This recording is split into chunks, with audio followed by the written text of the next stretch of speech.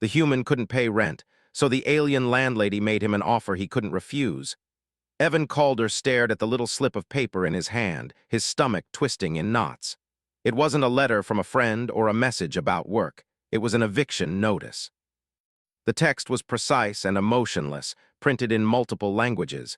Human, Zelvian, and two others Evan didn't even recognize. The translation into English was clear enough. He had 72 hours to vacate the apartment. He looked around his small living space, a cramped studio on station K-17. The walls hummed with the steady vibrations of the station's core, and pipes ran along the ceiling, dripping condensation in slow, predictable rhythm. He had always liked this little apartment. It wasn't much, but it had a view of the docking bays, where ships from all over the galaxy came and went. He could watch the glow of engines light up the station's corridors at night.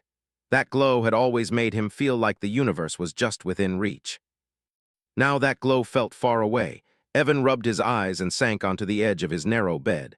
His mind replayed the past few months in sharp, frustrating detail. Work had been scarce. He had picked up odd jobs repairing personal tech for aliens, sometimes helping shuttle pilots calibrate their navigation systems or fixing broken hydroponic units. It had been enough to scrape by for a while, but the unexpected repairs on his own equipment, combined with rising rent, had drained his account. And now here he was, staring down the possibility of sleeping in one of the station's crowded public quarters, or worse, having to hitch a ride on some cargo ship with no guaranteed destination. He sighed and stuffed the notice into the drawer. There was nothing he could do about it right now.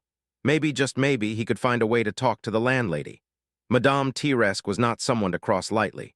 She was a Trelvax, a tall, angular species with skin that shimmered like liquid bronze under the station lights. Her eyes were a sharp amber, and they seemed to see through the excuses of every tenant who ever tried to negotiate with her. She managed more properties than anyone else on the station, and her reputation was infamous. She was fair in a way, but unforgiving when it came to contracts. Evan shivered at the thought of facing her directly. Still, he had to try.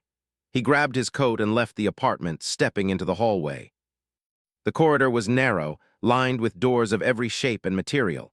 Some doors hummed with energy shields, others were patched with scraps of metal. The station itself was a patchwork of different civilization styles, all thrown together over decades. It smelled faintly of ozone and recycled air, and the faint vibration of engines could be felt through the floor. It was home for those who could manage it. For Evan, it had always felt like a challenge just to stay afloat. He reached the elevator and pressed the call button. The doors hissed open, and he stepped inside, feeling the metallic floor vibrate beneath his feet. The lift was crowded with beings of every kind. A trio of small, furry Jintar hopping from one foot to the other. A tall, translucent alien whose body shifted colors depending on its mood. And a human family with too many children and not enough patience. Evan tried to ignore them, focusing on the floor indicator as it counted down to the ground level. When the doors opened, he stepped out into the main atrium. The atrium was a chaotic swirl of commerce and life. Merchants shouted their offers in multiple languages. Drones zipped overhead, carrying parcels and messages. The smell of different foods mixed together into something overwhelming but strangely comforting. He navigated through the crowd, avoiding the low hover carts and the dangling cables that hung dangerously close to passers-by. Finally, he arrived at the front office of the property management. Madame Tiresk's desk was behind a barrier of glass that gleamed like crystal, and she sat behind it, tall and imposing. She didn't look up immediately, but Evan knew she was already aware of him. Trelvax had a way of noticing things humans missed. "Evan Calder," she said without preamble, her voice smooth but firm. "I assume you have received my notice." "Yes," he said, trying to keep his voice steady. "I did, and I was hoping we could talk about it." She leaned back in her chair, her fingers steepled together. "Talk," she said, tilting her head.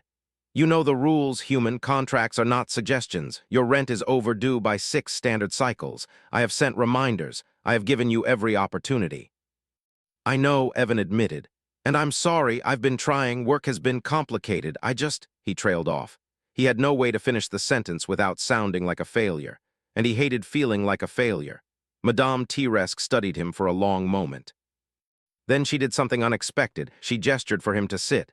Evan blinked. Sit. In her presence, it was unusual. You humans, she said finally, almost as if speaking to herself, always panic when numbers don't add up. Yet sometimes it is your unpredictability that can solve problems others cannot. Evan frowned. I don't understand. I have a problem, she said, leaning forward. One that no technician, no automated system, and no licensed engineer has been able to fix. The systems in this building, they are failing in ways that defy standard logic. I cannot rent out apartments properly, maintenance drones keep breaking down, and the tenants are starting to complain. You may leave if you wish, but I am offering you a choice. Help me fix this problem and your debt will be reconsidered. Evan stared at her. He felt a mixture of relief, suspicion, and disbelief. You want me to fix the building? He asked. Yes, she said simply. Humans have a way of thinking that is chaotic yet effective. I have observed it. I am willing to take a risk. Evan took a deep breath. This was it, the offer he couldn't refuse, not because it was a trap, but because it was his only chance. If he succeeded, he would save not only his home, but perhaps prove something about humans to an entire station. Okay, he said finally, his voice firmer now. I'll do it. Tell me what needs fixing. Madame T-Rex's lips curved slightly, almost like a smile. Good. Then we will begin tomorrow. You will start by auditing the main conduits and the auxiliary systems. They are not broken, they are overstressed. I need you to find a solution that will stabilize them. Evan nodded, trying to picture the massive network of systems he had only seen in schematics. He had repaired small machines before, but nothing on this scale. The thought was intimidating. Yet, at the same time, he felt a spark of excitement.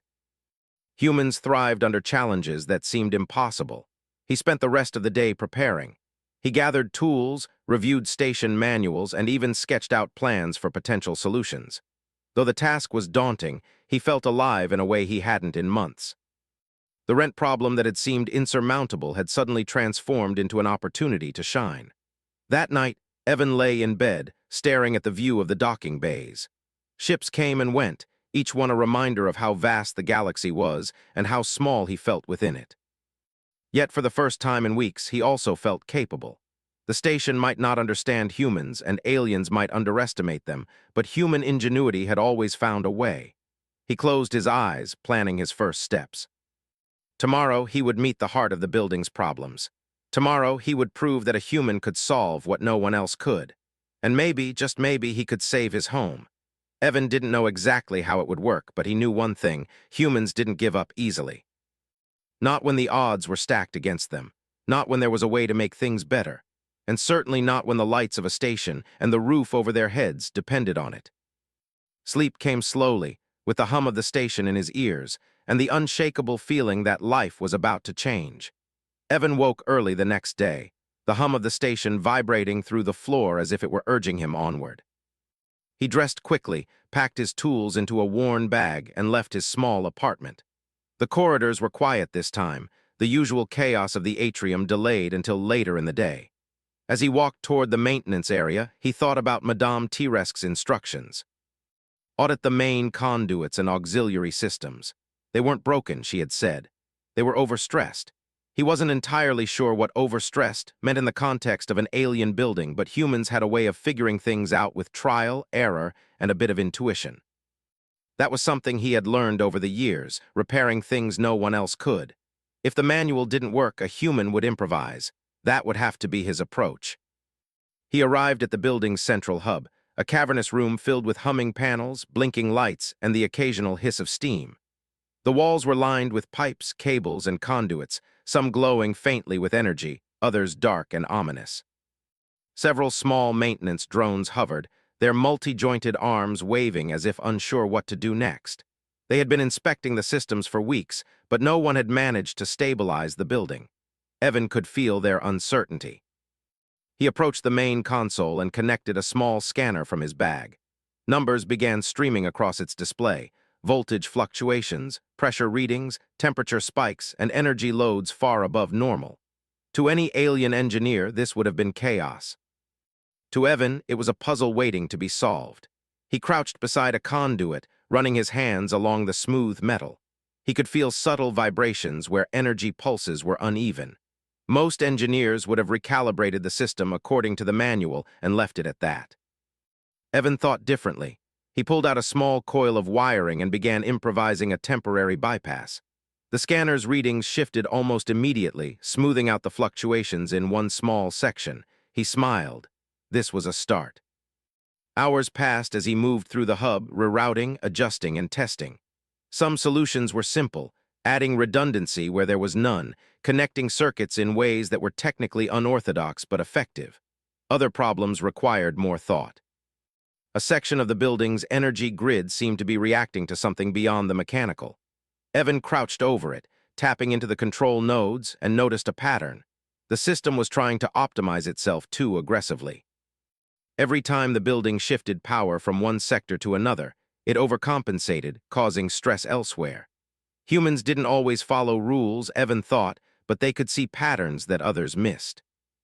He introduced a controlled delay into the system, allowing one sector to stabilize before the next adjustment. Slowly, the energy readings began to normalize. The blinking lights steadied, and the drones seemed to hover more confidently. By mid-afternoon, Evan had made significant progress. He paused to drink some water and take a deep breath. The building wasn't fully fixed yet, but he could see a path forward. It was exciting, a challenge unlike any he had faced before. For a moment, he allowed himself to imagine what it would feel like when everything was finally stable. Madame T-Resk had bet on him, and he intended to prove her right. His thoughts were interrupted by a sharp sound, a hiss and a clank. A section of pipe above him shook, and a small jet of steam shot out. Evan jumped back instinctively, heart pounding. The station's atmosphere wasn't toxic, but the sudden blast of heat had startled him. He approached the pipe cautiously, inspecting the fittings. One joint had expanded too much from the pressure. It wasn't dangerous exactly, but it could have caused a small failure if left unchecked. He worked quickly, using a simple clamp to stabilize the pipe while marking the area for a more permanent fix. The building reacted almost as if it were alive, the hum of energy adjusting around his changes. Evan chuckled. "Yeah, you're definitely alive in a sense," he muttered, patting the metal wall. "But you'll get better soon." Around him, the station's tenants moved through the halls above, unaware of the work being done below. He caught glimpses of various aliens watching through windows, curious about the human who was crawling through the guts of the building. Some whispered to each other, voices lilting with surprise. Humans rarely undertook tasks on this scale. Most species would hire teams or automate the work entirely. Yet here he was, one human, methodically stabilizing an entire building. By evening, Evan was exhausted but satisfied. The energy readings were far more stable, the drones were functioning better, and the small incidents with pipes and conduits had decreased dramatically. He stepped out into the corridor leading back to his apartment and felt the familiar hum of the station underfoot. It was still alive, still complex, but less chaotic than before. As he walked, he realized that something was different. The other tenants were glancing at him with a mixture of curiosity and respect. A small group of young aliens even waved as he passed, whispering to each other in tones he couldn't understand. He smiled awkwardly and waved back. He had never received attention like this before. Being human on Station K-17 usually meant staying unnoticed, keeping out of trouble. But today, he had earned a kind of acknowledgement that felt good. When he returned to his apartment, he found Madame T-Resk waiting in the hall. She stood tall, hands clasped behind her back, her amber eyes reflecting the station lights. "You have started already," she said, her voice even but carrying a trace of approval. "Yes," Evan said, trying to sound confident. "The main conduits are showing better stability, and the auxiliary systems are responding well to the adjustments." She nodded. "Good. Progress is important, but it is not enough. The building has more layers. You must look deeper where even the drones hesitate." Evan's stomach tightened. "Deeper, like where?" "There are conduits beneath the maintenance level, hidden circuits that monitor environmental balance. Humans rarely consider them because they are invisible, yet they are crucial. Tomorrow you will explore them. Observe, adapt, and correct." He nodded, feeling a mix of anticipation and nervousness. Hidden circuits beneath the maintenance level sounded more complex than anything he had worked on. But he was ready. He had to be. His home and his reputation depended on it. He spent the rest of the evening reviewing schematics, making notes, and preparing tools. He wanted to be ready for every eventuality. Humans thrived under challenges, he reminded himself. The unknown was an opportunity, not a threat. Night fell over the station, but Evan stayed awake, thinking through sequences of circuits, imagining how he could introduce flexibility without causing instability. His human mind was restless, turning problems over and over, seeking patterns that others might overlook. By the time he finally lay down to sleep, he had sketched out a plan that included multiple contingencies. The next morning, he descended beneath the maintenance level. The hidden circuits were in a narrow, dimly lit tunnel that smelled faintly of ozone and heated metal. Pipes crisscrossed overhead and wires ran along the walls in tangled patterns.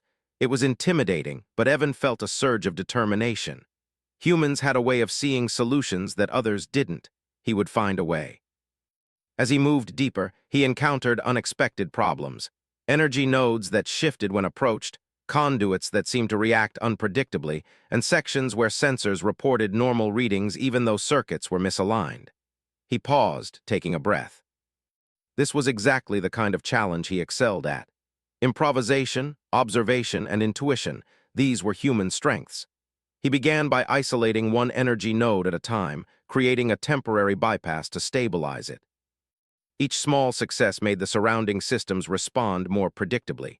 The drones hovered nearby, watching, learning, as if even they recognized the human's method. Slowly, the hidden circuits began to hum in balance. Evan smiled. Hours passed, and the work continued without major incidents. The hidden circuits, once chaotic and unpredictable, were now functioning in harmony with the rest of the building. Evan paused to take a drink of water, wiping sweat from his brow. This was exhausting work, but incredibly satisfying. The building was alive, chaotic, and complex, yet human ingenuity was proving effective.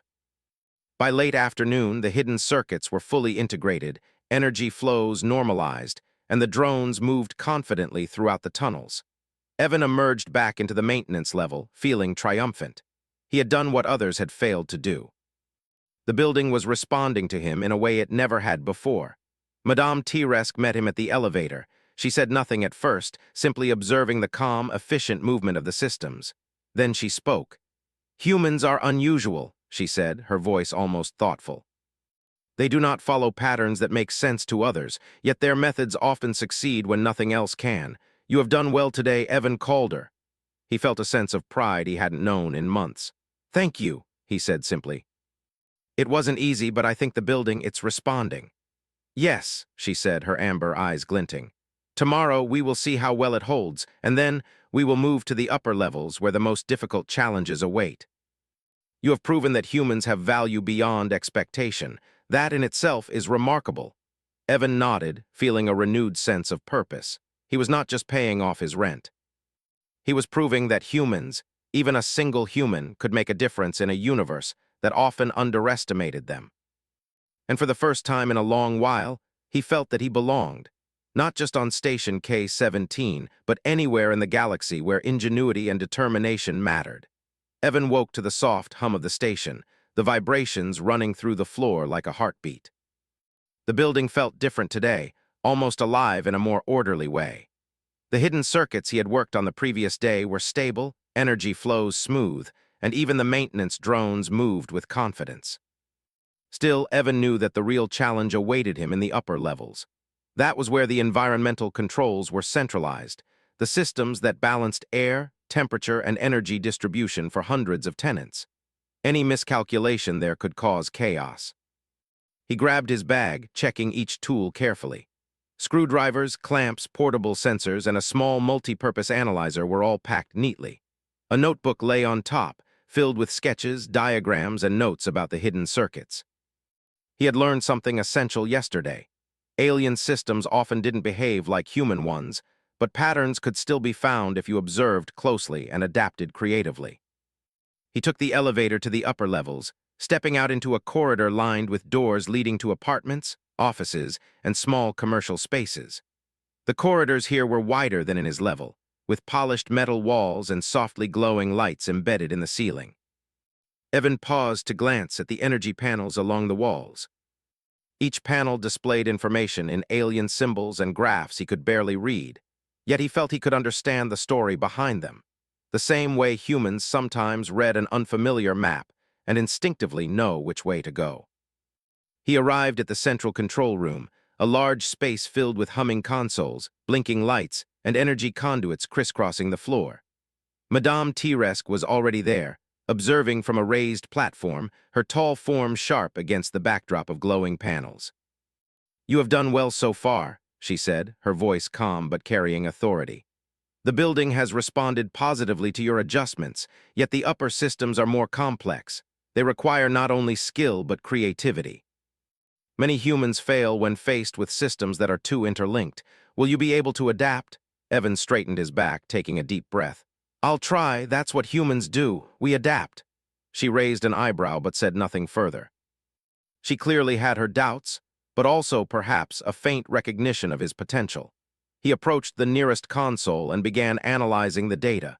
The readings were inconsistent, fluctuating in ways that didn't match the manual's predictions. Systems that were supposed to balance energy for one sector were overcompensating, causing strain elsewhere. Environmental sensors showed small temperature spikes and pressure anomalies, enough to disturb tenants if left uncorrected.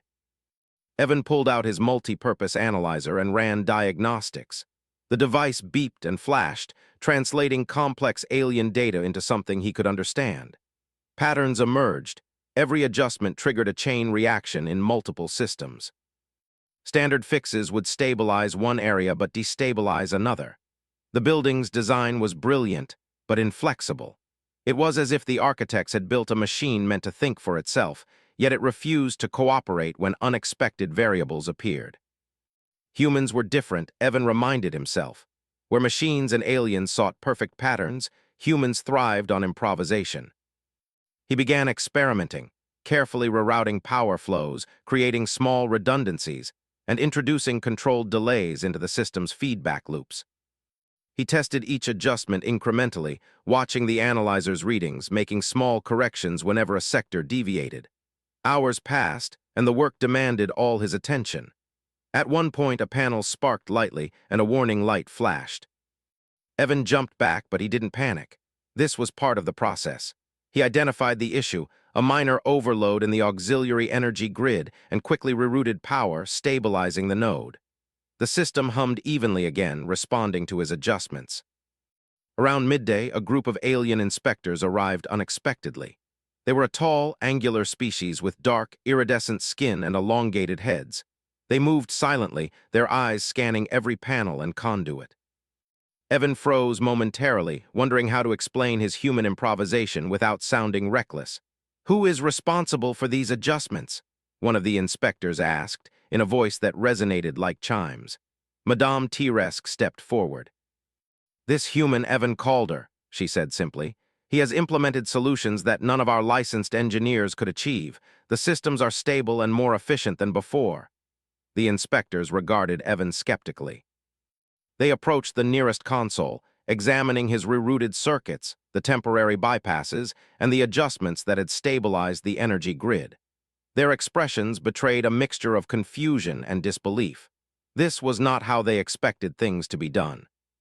Standard procedure dictated rigid methods, but here was a human, bending the rules and yet producing results. Evan felt a flicker of pride. Humans often succeeded where others failed, not because they followed the rules perfectly, but because they could think differently. One inspector spoke again, their voice precise. "This methodology, it is unconventional, yet the readings indicate improvement. Remarkable." Evan nodded politely. "Sometimes the manual only tells part of the story. You have to adapt to the problem, not just the instructions." The inspectors murmured among themselves, clearly unaccustomed to such reasoning. Madame T-Resk, meanwhile, watched silently, her sharp amber eyes fixed on him. She did not need to say anything. Evan could feel her approval, faint but real. After the inspectors left, Evan turned back to the consoles. There were still minor imbalances, subtle enough that tenants had not noticed them, but significant enough that they could worsen over time.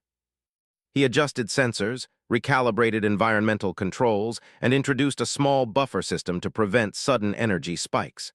By evening, the upper systems were functioning more smoothly than they had in years. He stepped back, wiping sweat from his brow. The building was alive, complex, and unpredictable, yet it now responded to human ingenuity. Evan allowed himself a small smile. He had faced challenges that seemed impossible and found solutions that no manual, engineer, or AI had discovered. Madame T-Resk approached him quietly. "You have done more than I expected," she said. "Your methods are unusual but effective. Humans may not be perfect, but they are adaptable in ways we often underestimate." Evan shrugged, feeling a mix of exhaustion and satisfaction. "We have to be," he said simply. "When things don't make sense, we find a way to make them work." She nodded. "Tomorrow, we will test the building as a whole. The upper systems are integrated with the lower and hidden circuits. Only then will we see the full effect of your work." "Do you think the building will respond?" Evan hesitated, then smiled. "I hope so. I've done everything I can. The rest we'll find out together." The following morning, the station was alive with unusual activity. Tenants reported smoother energy flows, steady temperatures, and more reliable power to personal devices. Maintenance drones moved efficiently, guided by the adjustments Evan had made. Even small incidents, pipes leaking, sensors misreading data, were resolved quickly. Word spread among the station's inhabitants. A human was improving the building in ways no one thought possible. Some tenants stopped to watch him as he moved through the hallways, their voices filled with admiration and curiosity. "That human, he fixed the energy grid," one whispered. "I didn't think it could be done," said another. Evan smiled awkwardly. He wasn't used to recognition. Humans often worked quietly, solving problems without expectation of praise, yet this attention felt good. It was proof that even one human could make a difference in a galaxy that often underestimated them. By midday, Madame T-Resk called him to the main atrium. The building had held through several minor tests she had initiated. Her tall frame moved with elegance as she spoke. "Evan Calder," she said, her voice carrying clearly, "the building has responded to your work. You have stabilized systems that no licensed engineer or AI could manage. The tenants have noticed the difference. You have made your mark here." Evan felt a swell of pride. Not only had he saved his apartment, but he had shown that human thinking, creative, adaptive, and intuitive, was valuable even in a galaxy dominated by rules, regulations, and technical precision. "Thank you," he said quietly. "I didn't do it for praise. I just wanted to make things work." Madame T-Resk nodded, as if understanding more than her words conveyed. "And that, human, is exactly why you succeed where others fail. You think beyond the constraints of procedure. You improvise, you adapt, and you see possibilities that others cannot. That is why humans have value. That is why I took a chance on you." Evan felt a mix of exhaustion, relief, and satisfaction. The challenge had been immense, but the outcome had exceeded his expectations. He had faced a building that seemed impossible to manage, and succeeded through ingenuity, observation, and perseverance. As he returned to his apartment that evening, he looked out over the docking bays, watching ships come and go. He felt something unfamiliar yet comforting, a sense of belonging. Humans were often underestimated, but here on Station K-17, one human had made a difference. One human had changed the way an entire building, and perhaps even the tenants, functioned. He knew that tomorrow would bring new challenges. Systems could fail again, unexpected problems could arise, and not all adjustments would succeed on the first try. But for the first time in months, Evan felt confident. Humans were adaptable. Humans could solve problems no one else could. And humans, at least some humans, could make a place better simply by being themselves. Sleep came slowly, but it was deep and rewarding. The building hummed gently around him, stable, alive, and responding to his presence. Evan realized something important. It wasn't just about paying the rent. It was about proving that humans had value, ingenuity, and resilience in a galaxy that often overlooked them. He smiled in the dark, feeling the vibration of the station beneath his feet. The universe was vast, full of challenges, and often indifferent. Yet humans had a way of finding solutions where others saw obstacles. He was ready for whatever came next. The next morning, Evan awoke to a soft vibration through the floor, steady and reassuring. For a moment, he allowed himself a rare sense of calm. The building had remained stable overnight. Tenants had reported no issues, and the systems were running smoothly. But deep down, Evan knew today would be harder. Madame T-Resk had hinted at further challenges, and he suspected the upper levels, environmental systems, would test his limits. He packed his tools carefully, checking each one. Screwdrivers, clamps, portable analyzers, sensors, and a small coil of wire were all in their proper places. Today, he would work on the integration between the upper systems and the lower circuits. That was where the real risk lay. A mistake could cascade through the entire building, causing energy fluctuations, temperature spikes, and environmental instability. As he stepped into the maintenance corridor, he noticed a group of tenants gathered near the atrium windows, watching him. Some whispered among themselves, pointing. A small Jintar child waved shyly, and Evan waved back with a smile. Recognition from the tenants was unusual. Humans rarely drew attention, especially for work that required no public spectacle. Yet somehow, his efforts had captured their interest. He arrived at the central control room and found Madame Tiresk waiting. She stood with her usual calm posture, her amber eyes observing him closely. "Today," she said, "you will integrate the upper systems with the lower and hidden circuits. Only then will the building operate at full efficiency. Be careful." A misstep could cause unexpected consequences. Evan nodded, feeling both anticipation and tension. This was the moment when his improvisation would be tested on a larger scale. Humans excelled at adapting to unexpected challenges, but this was beyond anything he had faced before. He took a deep breath and approached the first console. The upper systems were intricate, with countless interconnections and feedback loops. Each adjustment affected multiple sectors simultaneously. Evan studied the energy readings, noting subtle anomalies that hinted at potential overloads. He realized that the hidden circuits were not yet fully synchronized with the upper systems. Any sudden correction could trigger instability. He decided to proceed cautiously, making small adjustments and observing the effects. He rerouted minor energy flows, introduced buffers, and created temporary redundancies to prevent spikes. The building responded gradually, stabilizing under his careful guidance. The hum of machinery became more even, and the maintenance drones moved with renewed efficiency. Hours passed, and Evan began to notice patterns emerging. The building, once chaotic, now displayed a rhythm of its own. Energy pulses flowed predictably, environmental controls maintained balance, and even minor fluctuations were absorbed by the buffers he had installed. It was working. But then, a new problem appeared. One of the main energy conduits began to fluctuate unexpectedly, sending warning signals to multiple consoles. Evan's heart raced. He quickly analyzed the readings. The conduit was reacting to a hidden feedback loop that neither the manuals nor previous engineers had identified. He realized that conventional fixes would not work. The system required an unconventional approach, something flexible and adaptive, something human. Evan took a deep breath and began improvising. He rerouted power around the conduit, creating a temporary bypass while maintaining energy flow to critical sectors. He adjusted sensors, recalibrated environmental controls, and introduced a subtle delay in the feedback loop to prevent sudden spikes. The system responded slowly at first, then stabilized. The warning signals ceased, and energy readings returned to normal. Evan exhaled, feeling a surge of relief. He had solved a problem that no one else could have, using ingenuity and observation rather than rigid procedure. Madame Tiresk observed silently from the platform, her expression unreadable. Then, after a long pause, she spoke. "Humans are remarkable," she said. "They do not follow expected patterns, yet they succeed where others fail. You have proven that adaptability is a strength, not a flaw." Evan smiled, though he was exhausted. "We just find a way to make things work," he said, "even if it looks strange to others." The day continued with more adjustments and careful monitoring.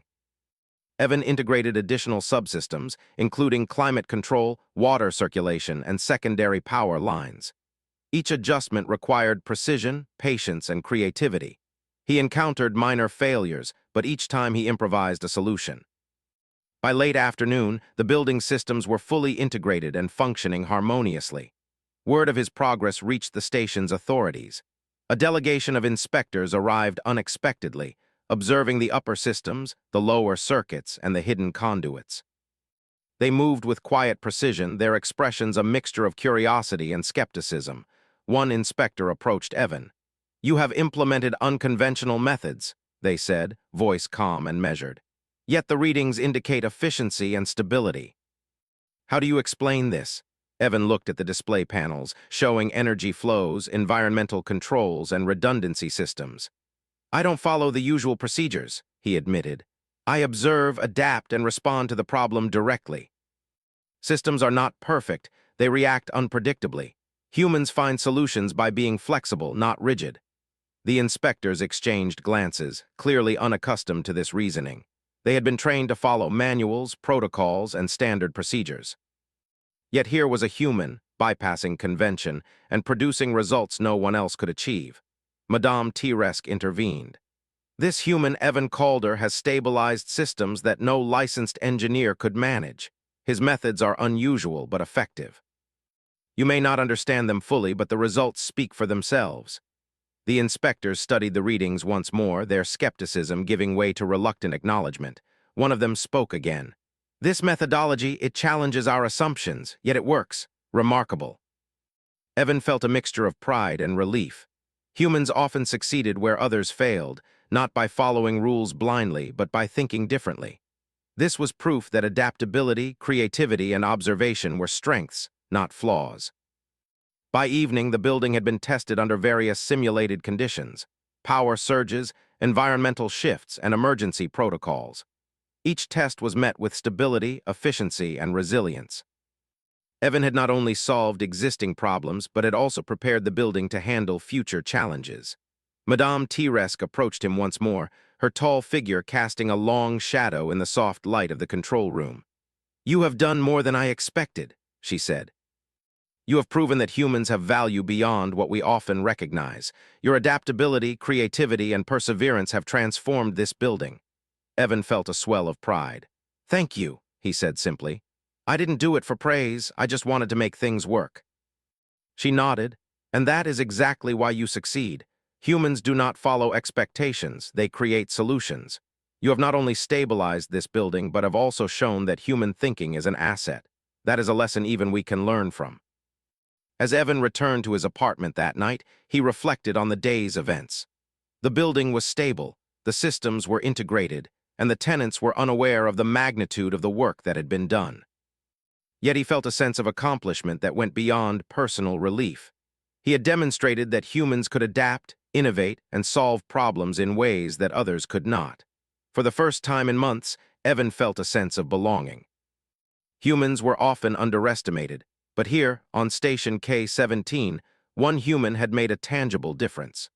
One human had earned the respect of aliens, the recognition of a skeptical authority, and the satisfaction of solving a seemingly impossible problem. He settled onto his bed, exhaustion washing over him. The station hummed gently beneath his feet, stable, alive, and responding to his presence. Evan realized something important. It wasn't just about paying rent. It was about proving that humans had value, ingenuity, and resilience in a galaxy that often overlooked them. Sleep came easily that night, deep and uninterrupted. The building hummed around him, steady and reliable. And as he drifted off, Evan knew that tomorrow would bring new challenges, but he was ready. Humans thrived in the face of difficulty. Humans adapted. Humans solved problems. And one human had just reminded an entire station why they should never be underestimated.